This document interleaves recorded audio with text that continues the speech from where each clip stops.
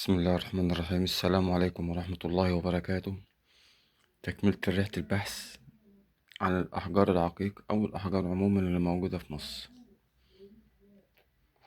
دي مجموعة مختارة من أنواع الأحجار اللي موجودة في مصر. ده عقيق كالسيدوني. سبحان الله. دي نوعية تانية من العقيق، شفافية والنقاء بتاعه عالي جدا. وده نوع من أنواع ممكن نقول الجزبر أو الجهد، بس نوعية قيمة يعني.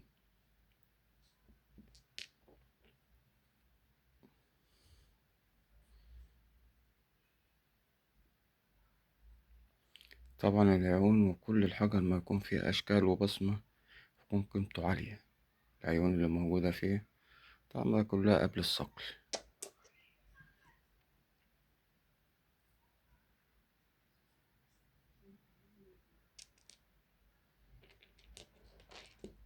وده البصمة بتاعت الحجر. سبحان الله.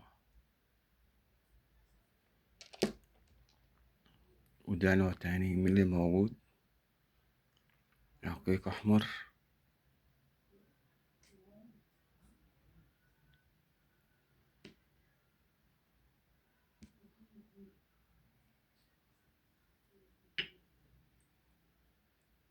سبحان الله. شايفين الجمال؟